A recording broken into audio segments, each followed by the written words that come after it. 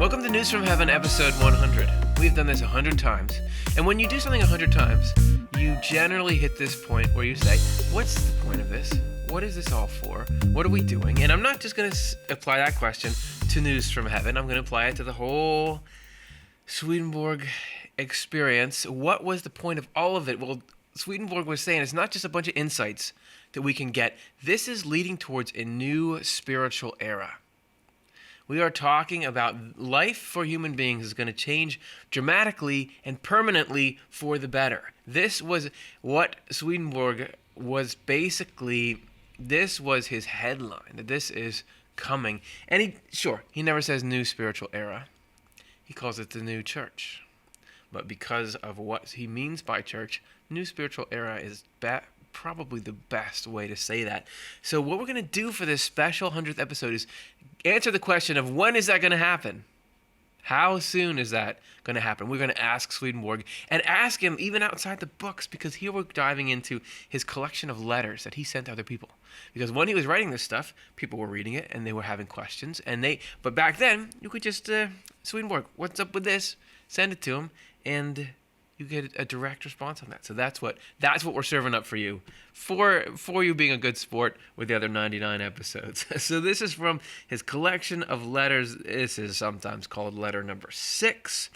And there was this whole beginning part that I really just wanted to skip here, because this is a little preamble that the people who put this book together wrote, and this is Swedenborg responding to his friend Dr. Beyer, or Dr. Beyer, or something, about the writings of Bohm, who's some guy who wrote theology, and have you ever read him? And I thought, that doesn't matter. That's not important. I'm not interested in comparing Swedenborg's stuff with some Christian theology from back then. So I was going to skip it. But then I started reading the reasons why he never read Bohm, and it's actually real good spiritual food. So we're gonna start with that, and then we'll get to, it's here, how soon a new church is to be expected. Do not read ahead. Come on, that's going to ruin it. I have never read them. So Dr. Beyer says, Swedenborg, you're talking about Christian-y stuff. Don't you want to read some other theology that some other people are saying? And he says, no, I never read that stuff. And look at why. And I was forbidden to read dogmatic and systematic books in theology before heaven was open to me. And this for the reason that otherwise unfounded opinions and notions might easily have insinuated themselves, which afterwards could have been removed only with difficulty. There's a couple of things in here that I really want to spend some time on. Well, the first one is this dogmatic, systematic stuff. People would want to lump Swedenborg in with Christian theologians. Like, look, this guy had, I don't even know. Look at me. I'm like a Swedenborg talk about on the videos guy, and I don't know anything about that theology stuff. They want to say, oh, he's kind of like Aquinas or somebody. I don't even know who did that. But it's not the same, because he's not going into these systems of thought that people just think of. He's seeing firsthand what actually exists. And he was saying, look, I can't go in there and get what somebody's just made up about what we think is going on with the inner workings of God and stuff, because heaven's going to open up. And just like you would, if you read some outdated book on physics and then go just look at how things in some way you can just see the ball bounce and understand what that means, it's just going to clutter it up. And this also shows the stubborn obstinance of things we become convinced of. Because he's saying these opinions and notions, if you go into some dogma that's divorced from reality and goodness and truth, then you go, even if heaven gets opened to you, this is after heaven getting opened, he still couldn't have removed those ideas. And that is that is a fascinating insight from the whole Swedenborg experience. What he's reporting of life after death is that things that become lodged in our mind are only with much difficulty removed. So if false religious principles, actually just seeing the truth doesn't break them up. And you know this, because there's the people that believe the opposite thing you believe, and you just, hey, are you not looking at reality? Because reality doesn't matter. It can't always penetrate the stuff we have coming up our mind. So he also says, when he was going to get heaven opened, he had to learn Hebrew and the correspondence. This, again, I'm sorry that I'm not reading you this whole thing, but we got so much more to get to. But what I want to say is he had to read the Hebrew language, or had to learn how to speak it in order to have this revelation from heaven, because you can't just get the information for free. Like, you can't just be given it. You have to have the means to understand it.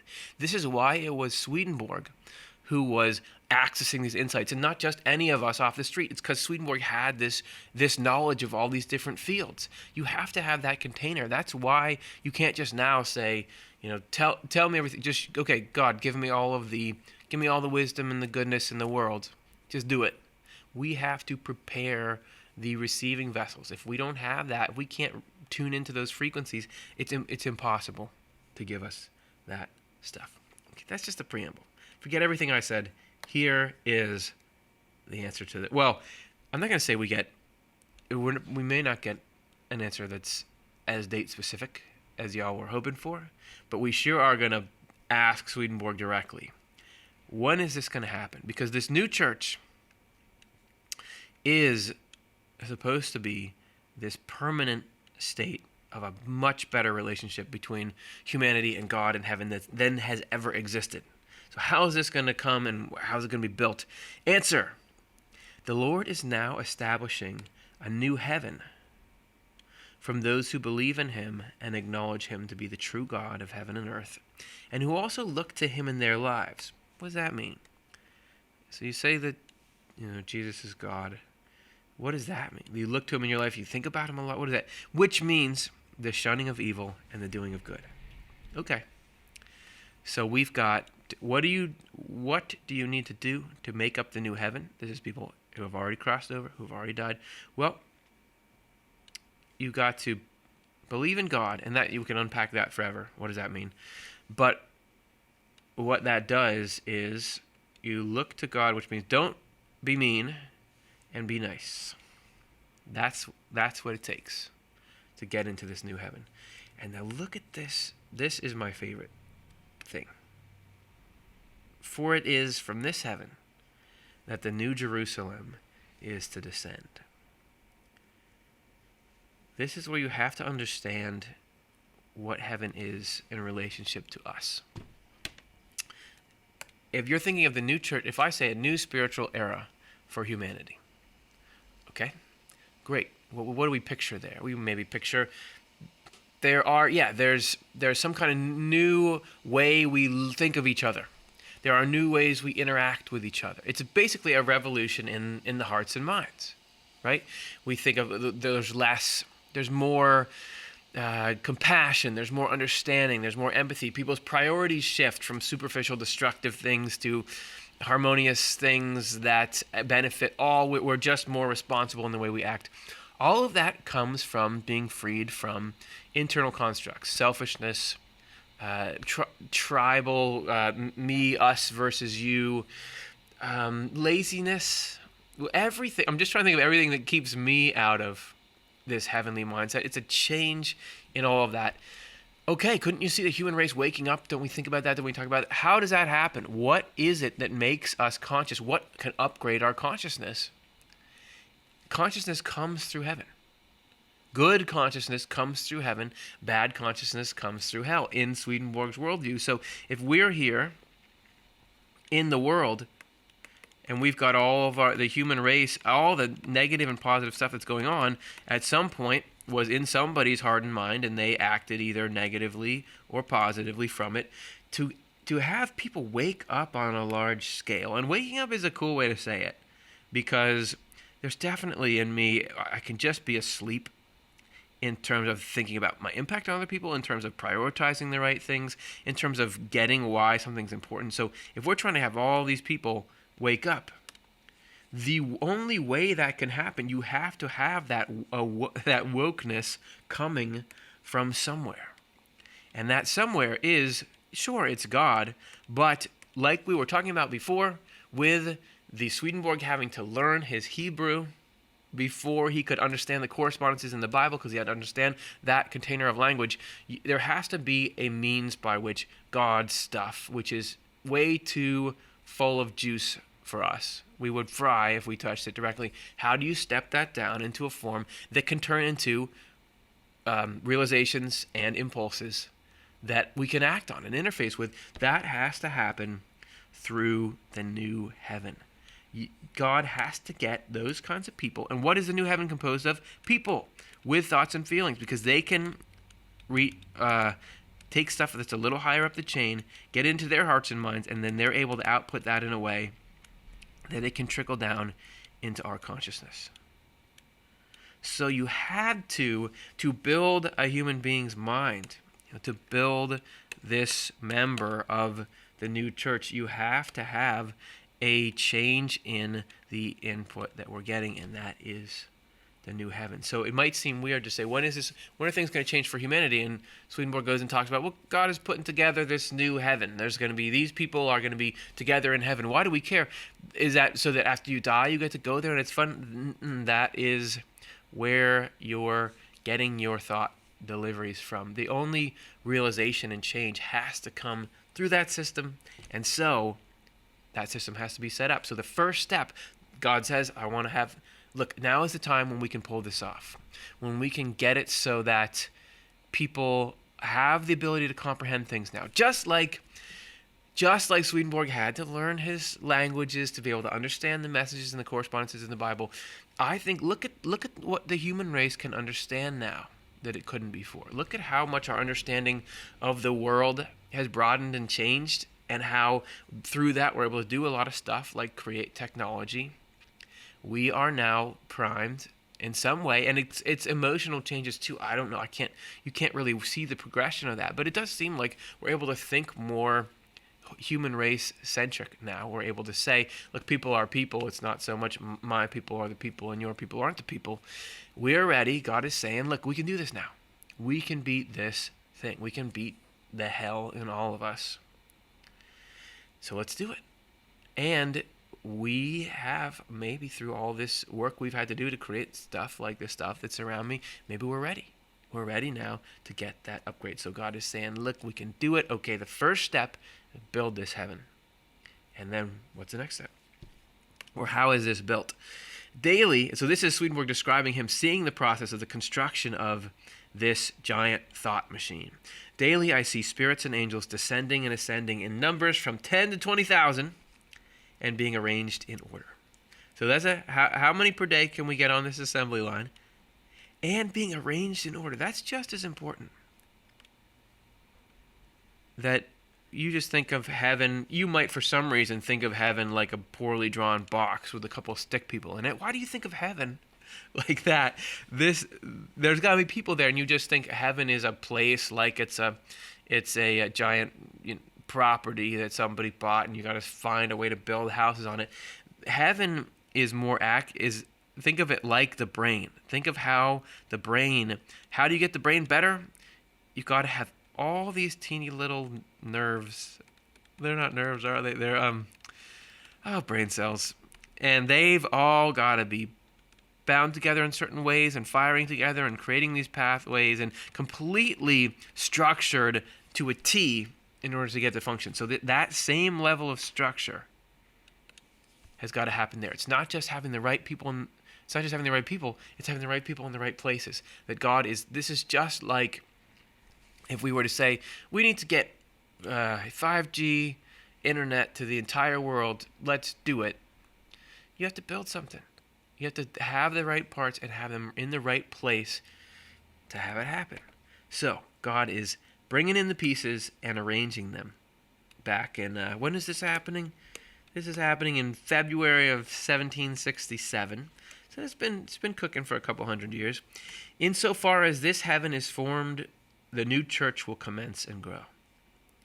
And there he's talking about on earth. So, when will the new spiritual era begin? Well, yeah, it'll grow once we get some progress on this heaven thing.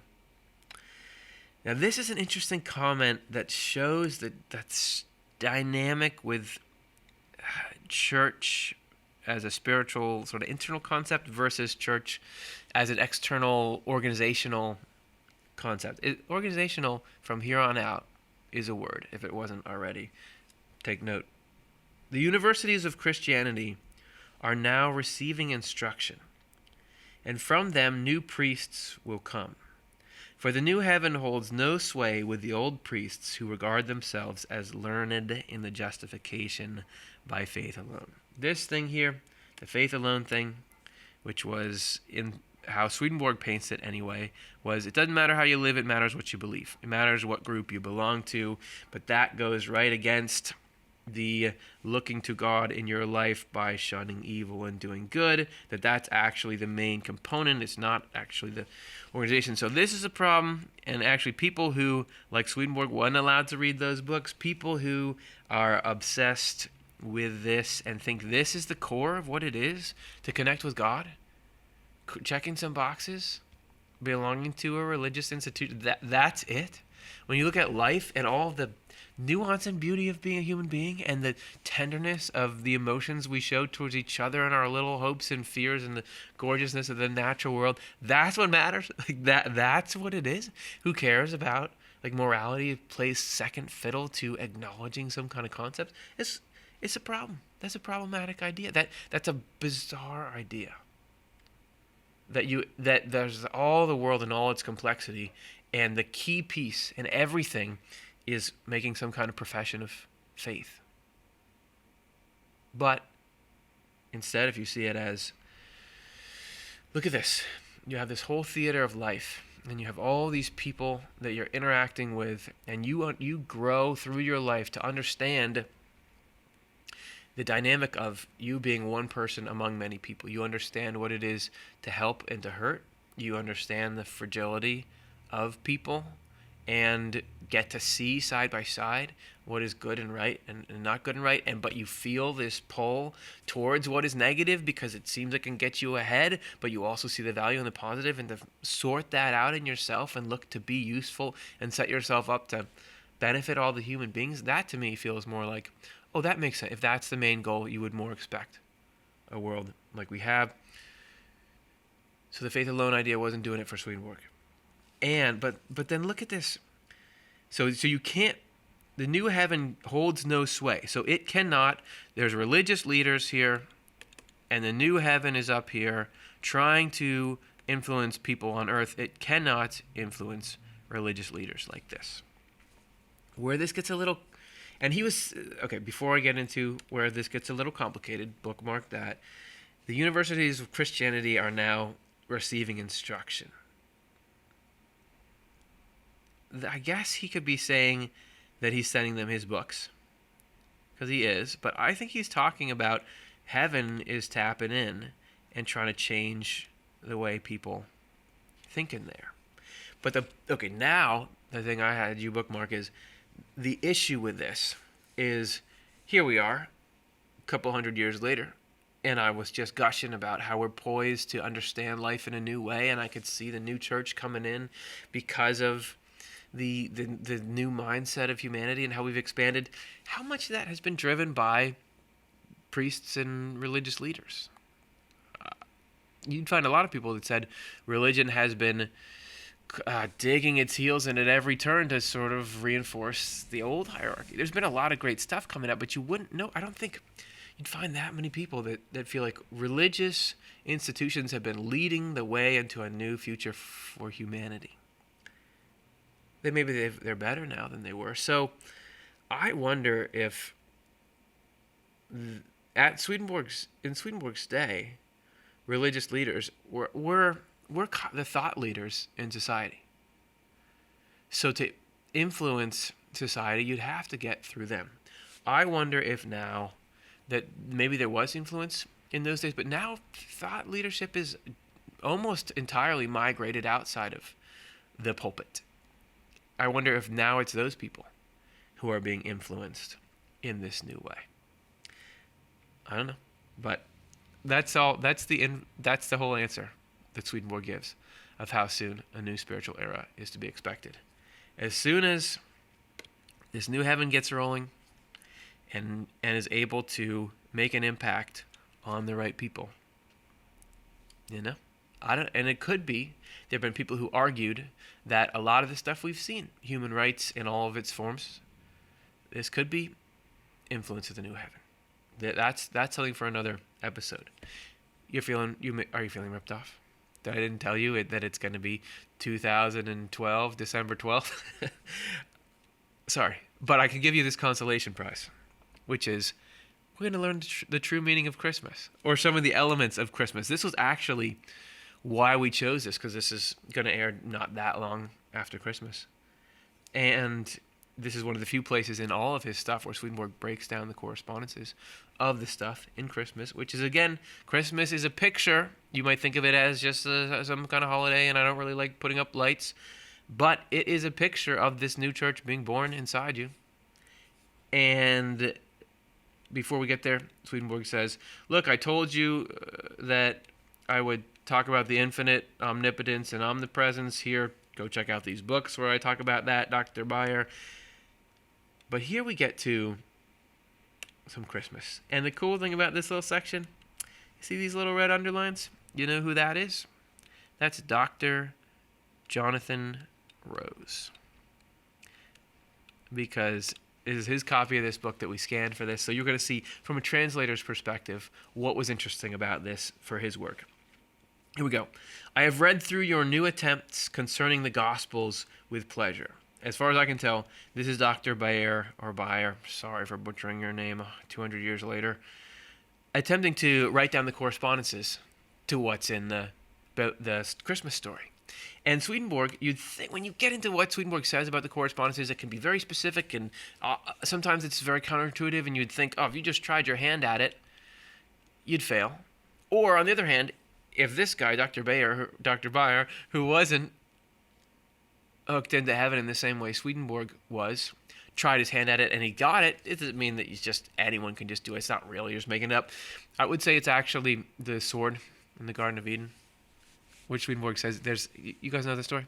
Go way back to the beginning of the Bible. There's a strange part of the Garden of Eden story. Garden of Eden is great. Adam and Eve mess something up. They get kicked out, and there's an angel guarding it with a sword that points in every direction. Why? Is that just like when you're a kid and you think like, the best defense is if I just spin this thing so much?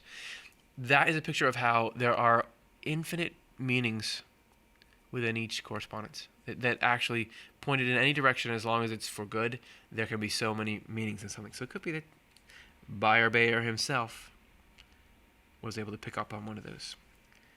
Then Swedenborg says, I'll give you some. The interpretations of the text for the first Sunday in Advent are good. Okay, so our hero, Dr. Beyer, got that. Let me here state the meaning of the manger, of John the Baptist, and of Elijah. The manger, meant instruction from the word, because mules and horses mean the understanding of the word. Whew, that's just cool, because over and over, animals like that mean understanding. And if this is a part of us that can understand this divine truth, which is contained in the correspondences of the word. And what do they eat? Well, how do you get an understanding from the word? You get instructed in it, right? So the manger that Jesus is laying in is the instruction that we get that allows us to understand it. That's where the coming of the new church in you, which is the coming of God in you, is in its infancy, when we first start to understand these things so we can live them. See Apocalypse Revealed 298, and their nourishment was in the manger. You can go check out more there. That there was no room in the inn meant there was no place of instruction in Jerusalem, on which account it was said to the shepherds, by whom was meant the church to be, this shall be a sign to you that you will find the babe lying in a manger. Jerusalem being the established church at the time, this is just like Swedenborg here saying, look, this faith alone idea, that what the church has boiled down to now is not opening you up to the new heaven. Conditions similar there, but the shepherds being the church who would get started by that. And again, whenever you hear church, sure, you could say that's Christianity or the early phase of Christianity or something, but it's also what can be understood. And this is in you. There's a part of you that is tied up in things that have become dogmatic to you. That should be, Jerusalem has all kinds of positive symbolism as well. In this case, it's like a calcified thing. This is who I am, what I am, I don't really want to show that willingness to look at my blind spots. But there's a part of you who can be taught and is willing to learn. And that this is where the thing starts. Not that Jesus doesn't come back into Jerusalem, but with us, there needs to be, here's a little place where you can grow. Let this thing grow. And then when it's time for it to come into the center of your life, then that can happen. The baptism of John prepared the heavens so that the Jewish people could survive when God himself came among them. So something about just having Jesus in proximity, you got to have your mind's got to be right to receive that, like the disciples were and everything. And John meant every prophecy of the Old Testament concerning the Lord and his advent, as also did Elijah, he being the foremost of the prophets. So you talk about John the Baptist is this thing that's this guy that's saying, Jesus is coming. Jesus is coming. And what he is talking about is all the meaning in the text of the correspondences of the Bible. And what that's really opening us up to, if you get in, as we've done on a billion shows here, look at what that really means. It's not actually about old things happening in old places. It's about all the necessary information for us to have this new mindset. When we get all that straight, that prepares the way for the love that is Jesus to then activate that and make it into something that, even though your family may say, why are you into this weird religious kind of stuff, they're going to like the output. Once that love is born in there and we're kinder and more thoughtful and more helpful and more useful, they're going to be, oh, that's cool. Nobody doesn't like that. Since men here are now beginning to think more of charity than before, believing firmly that faith and charity cannot be separated, so this is that new church mindset he was hoping for, that you can't be spiritual or religious or whatever we want to call it. It's the same sort of thing. You can't do that if you're not nice. It doesn't matter if you're doing like yoga in your studio and you're not nice. That's no good. If you're in your pew or your pulpit in a Christian church and you're not nice, that's no good. It doesn't do anything. And nice sounds trite, but you know what I'm talking about. Therefore, also, faith alone is now beginning to be called Hernerfruth, which means it's being relegated to a specific thing. In here with the Moravians, like it's becoming a niche thing rather than the thing. That's it. That's the news from heaven. And the real news, the headline is the new heaven leads to the new church, and the new church is happiness for everyone. And we can play that little role in these things that seem unrelated, the meaning of what it means for Jesus Christ to be born. That happens inside of you. And there's ways to break that down so it actually means something. So it's not just have Jesus born in you. You can break it down into something that's tangible and something that's actionable. We each can be the coming of this new spiritual era. If it doesn't happen on the individual level, it never happens on the collective level. We can make it easier for each other. The more people that are, getting a leg up on this, you can be of service to the next person and their journey as well. But really, it starts with you, starts with us, and that's awesome. And I feel like it's a fitting 100th episode because that's what applies to all of it. That you're looking to all this stuff. The end goal, the end game is the establishment of a new way to approach life that's a lot cooler than the old one and actually is better for us and better for everyone. All right, let's do 100 more.